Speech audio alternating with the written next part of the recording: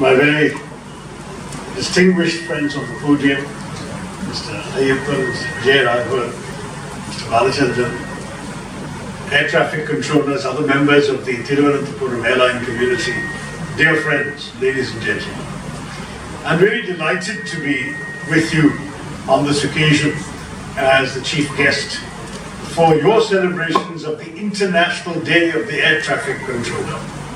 I was curious as to why October 20th was indeed chosen for this particular momentous occasion, and I discovered that it's because it is the anniversary of the establishment of the International Federation of Air Traffic Control Associations back in 1961. It was on the 20th of October that it was established. So you are actually marking the 58th anniversary of this very special day, and I want to wish you all the very best on this. It's very striking that some of the most important work in the world is done by people who get so little recognition. It's probably true in other fields as well. I mean, we all use computers without knowing anything about the people who program them or the people who put them together. We know that in other fields, very often the person in the front, the visible face, gets credit, gets attention, gets praise, becomes the hero, whereas the people at the back quietly done things usually go without recognition. One of my favorite stories was about the famous war hero pilot who was in an Air Force canteen and was enjoying a meal when a humble worker came up and this is an ISRO story by the way, Dr. Ayyappan. I told it in ISRO, I heard it then. A humble worker came up and just hailed him and said what an honor it was to meet him and so on. So this war hero pilot asked, so what do you do? He said, sir, I just do a small job here in the factory. So what is your small job? He said, sir, my job is just to pack the parachutes that go into the plane. He said, young man, you are a bigger hero than I am because I have been shot down. And if you had not done your job properly and packed my parachute, I would not be here today to receive your praise.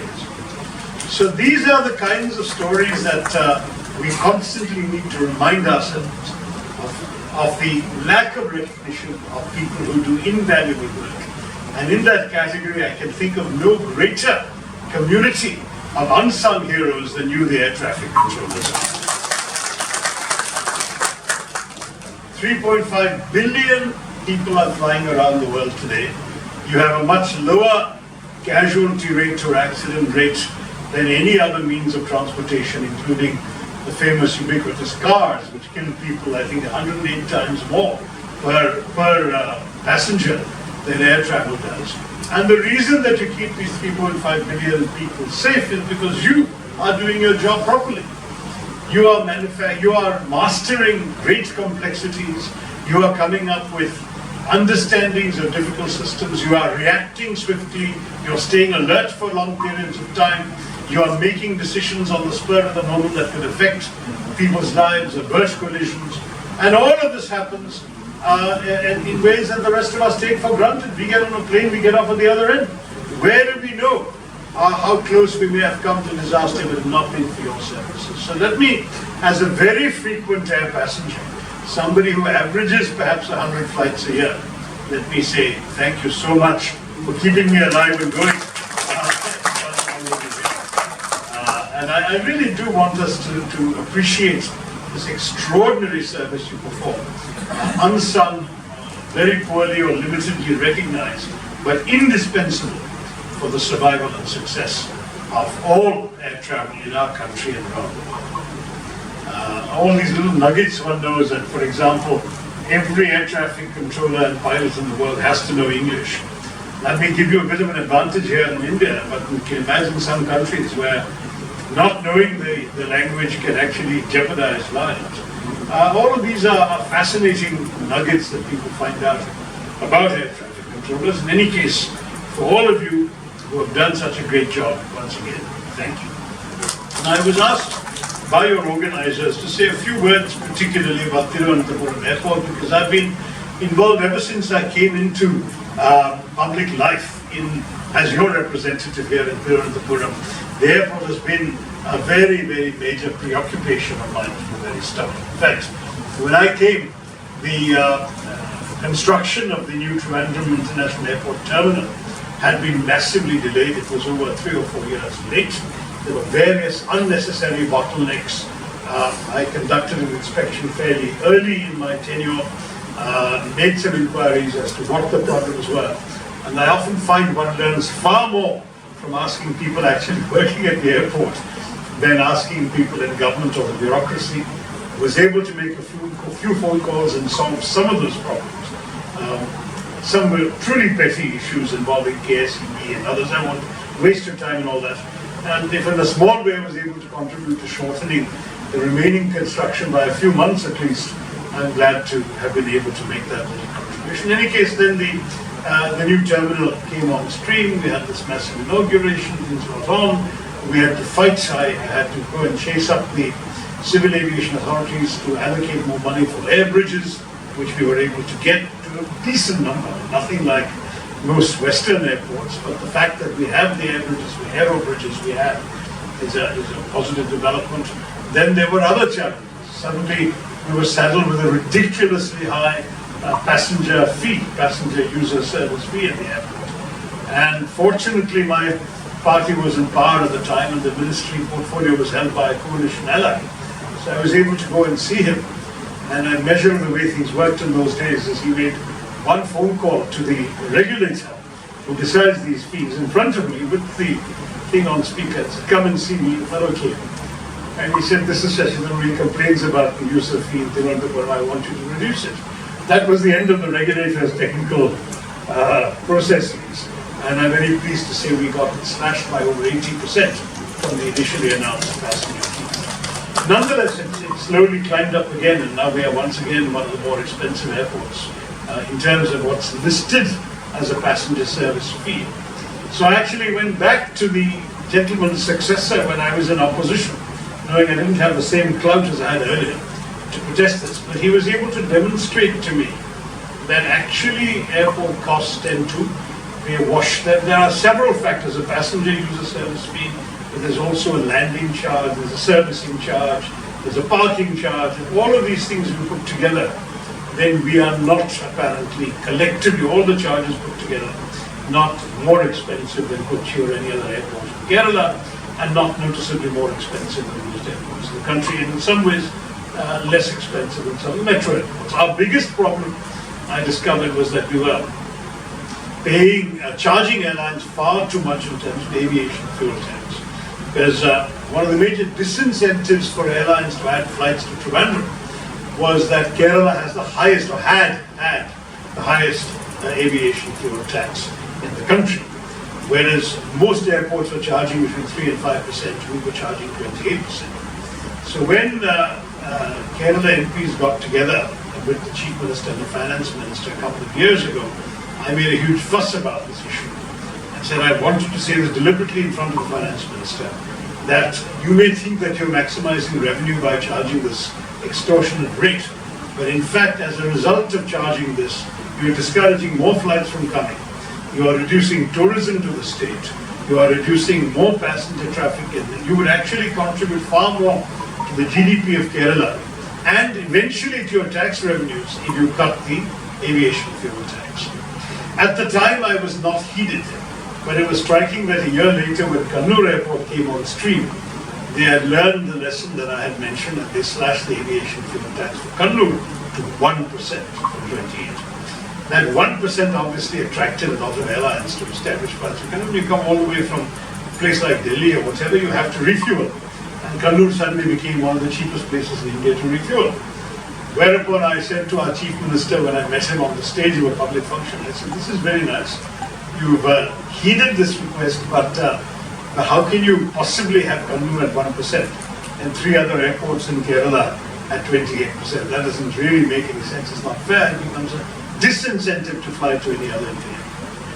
And the government finally seems to have had a rethink and come down to 5% aviation fuel tax in these airports. So these are indications of issues which don't make the public headlines, but people are not always aware.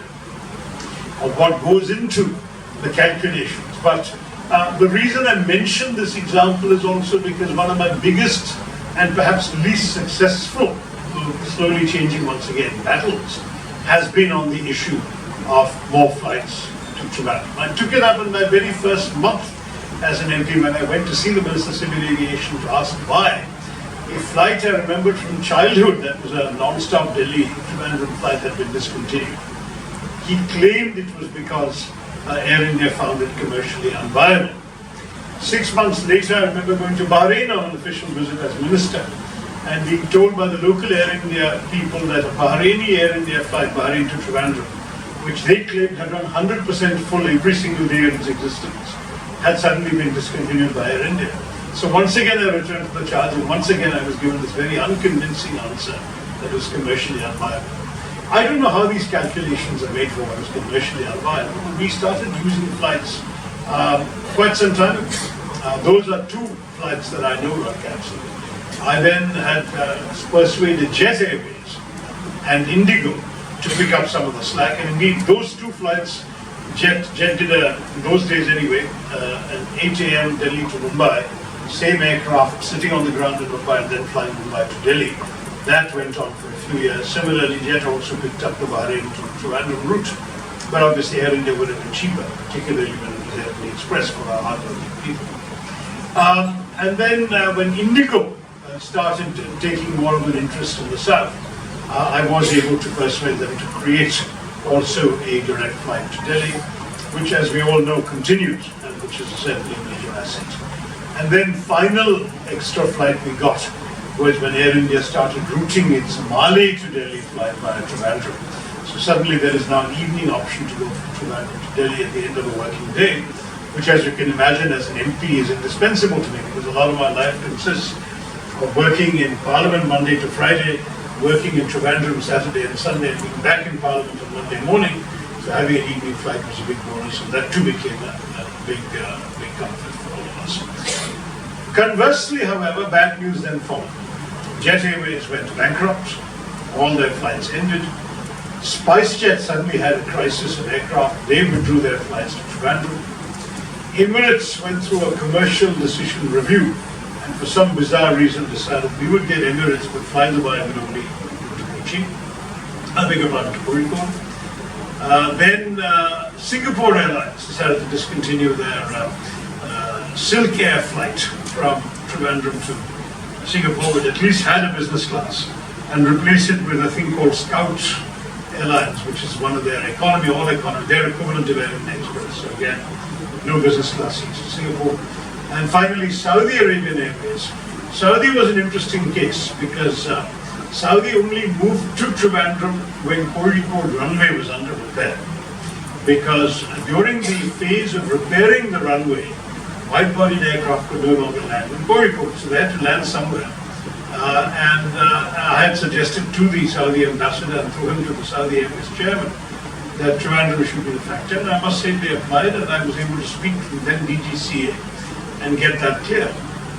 But then what happened was, when Kozhikode runway was re-prepared, Saudi, at my instigation, applied to go back to Kozhikode and continue in Trivandrum. And they were turned down by the Indian authorities, by the Director General for Civil Aviation. So I went and made a fuss saying, why are you discriminating against Trivandrum? And they said, we're not discriminating against Trivandrum. These are all reciprocal arrangements. Saudis have given us X number of seats for Indian airline companies. We have given them X number of seats for their companies. They have got their full quota already, so they have to choose between Kozhikode and Trivandrum. And that's why we lost Trivandrum. And there's nothing I can do about this. And the new Civil Aviation Authority Minister of the present government happens to be a university contemporary of mine and an old friend whom I've seen for many, many decades. So I was able to speak to him frankly, but he said these are matters of national policy when a minister cannot just change it. So we have a genuine problem there. The same logic applies to Emirates. Emirates said we wouldn't have minded continuing. Remember the way they had 5 flights a week, which became 7, and then we got 2 extra. I beg your pardon. It became first 2, then 4 extra flights, morning flights added. So in addition to the usual 4 a.m. nonsense that we all have to endure if you want to fly via or to Dubai, there were 4 days a week, initially 2 days a week and 4 days a week, of 10 a.m. flights on Emirates Dubai. They discontinued those. I again called the head of Emirates India, based in Mumbai, and said, what's going on? So once again, we weren't selling enough seats out of Trivandrum. And if we move these flights to Bangalore, we'll sell more seats. So I said, why don't you also do Trivandrum? At least have a couple of flights we can't maintain all full. He said, because again, if India will increase our quota of seats, we'll be very happy to do it. You may not. I'm personally of the view that this entire approach needs to be rethought for the benefit of the traveller, rather than some bureaucrat fixing an arbitrary quota in Delhi, which then creates this penalty. With those words, once again, let me congratulate all of you on International Air Traffic Controllers Day. Let me wish you all great success, security, safety, because that's also our security, success and safety. Let me also congratulate you on taking on this challenging profession, and assure you that even if you sometimes feel unrecognized, unrewarded, in my eyes and the eyes of many knowledgeable passengers, you are the real heroes who keep us aloft in the sky. Thank you very much. Jai Hind.